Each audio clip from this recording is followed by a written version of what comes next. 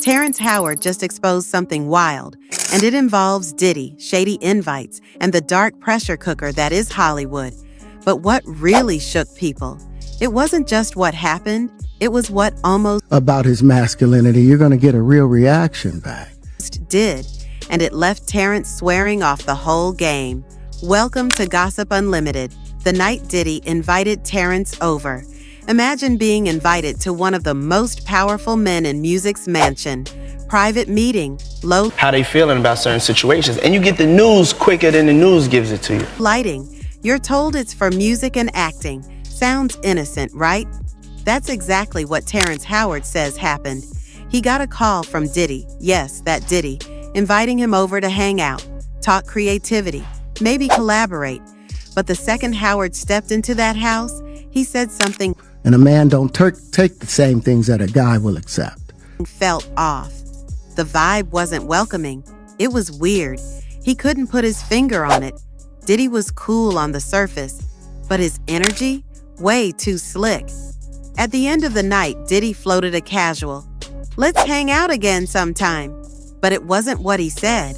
It was how he said it. That's when the red flags really went up. The assistant's tip-off, the real twist, came after the meeting. According to Terrence, one of Diddy's assistants pulled him aside, quietly, and dropped a bomb. The assistant Benefit is that if I lose my integrity, you got to go in as a principal. allegedly told him that wasn't a music meeting. He had other plans. Terrence didn't ask for details. He didn't want to know.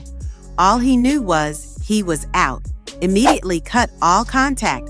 No callbacks, no second invite, nothing. He straight up said, "I don't play that game." He's been approached before and handled it head on. But Diddy wasn't the first. Howard said other Hollywood producers have crossed the same line.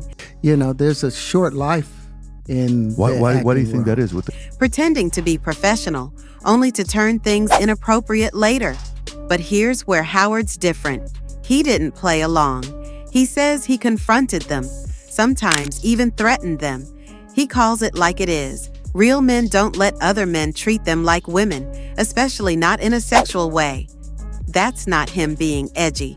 That's him drawing a line that, in his eyes, should never be crossed. The man card metaphor. Terrence explains this through something he calls the man card. Once you give it Also affects everybody gets a little bit more comfortable and loose. up out of fear, fame, or desperation, you don't get it back. It's a one-time trade. He believes masculinity is rooted in biology, protection, power, principles.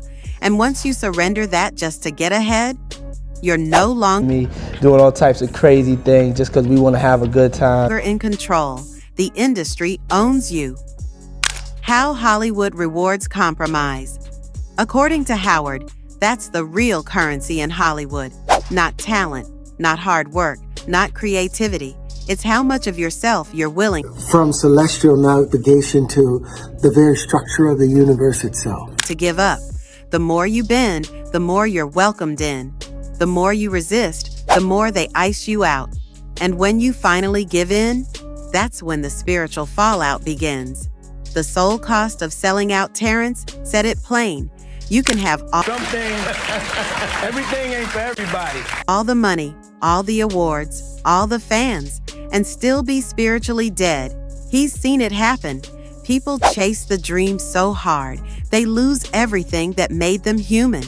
When they look in the mirror, they don't recognize the person's Training into PTSD because with the schedule that staring back, all for a paycheck, a magazine cover, or an Oscar. Drugs as the only escape. And what do to deal with it? They numb themselves. Terrence says that's why drugs are everywhere in the industry. Not because it's fun, but because it's the only thing dulling the pain of regret. He's seen people OD, So we not even going to go there, with all due respect, but not just from addiction, but from the guilt of what they had to do to make it. Even famous men are falling apart. He even called out names like Justin Bieber, saying stars like him are internally tormented. Not because of the fame itself, but because of what they sacrificed for it. They smile on stage. A whole new wave conjugations that expose the in-betweens. They look perfect online, but behind closed doors, it's chaos. That's the side no one shows. The rise of fluidity and identity crisis. Then Terrence drops another bomb. He says male actors who step into fluid roles that blur or reject traditional masculinity, often end up completely lost. He's not subtle. Back. I can't have y'all following me. He believes that rejecting masculine roots erodes your identity. You don't know who you are anymore. And when that foundation is gone, depression, addiction, breakdowns, they come fast. Women's fame isn't And so what were you thinking? I mean, are you going to get more into philanthropy or activism? free either. And he didn't let Hollywood's treatment of women slide either. Terrence compares male compromise to what actresses face on the casting couch. He says many women exchange sex for roles and think they're winning until the fame dries up. The Lamborghini for a day or two, and he had access to the house. And they realize they're left with nothing but regret. They got the fame, but lost themselves in the process. Roles he refused, and why Terrence says his lines are clear. He refuses to kiss another man on camera, won't take a gay role, won't play anything that compromises his core values. He's been offered major roles that could have made him even more Little girls. Yes, little girls. Yeah, they're gonna be 3. famous. He turned them down without hesitation. Why? Because once you do something that violates your code, there's no taking it back. Losing Hollywood, but keeping his soul. He knows this has cost him. He admits it. Says his career is basically stuck in Chitlin circuit mode. What's next? Give me something else. What can't you do? I can do it. Low-budget films, indie work, whatever pays the bills. But he's not bitter. Because at the end of the day, he can look himself in the mirror and know he didn't sell out bigger than acting. He's building his own legacy. And Terrence isn't done. He's got patents, science projects, and bigger goals beyond the screen. He said, "I've already accomplished everything I wanted to creatively. Now I want to understand the universe."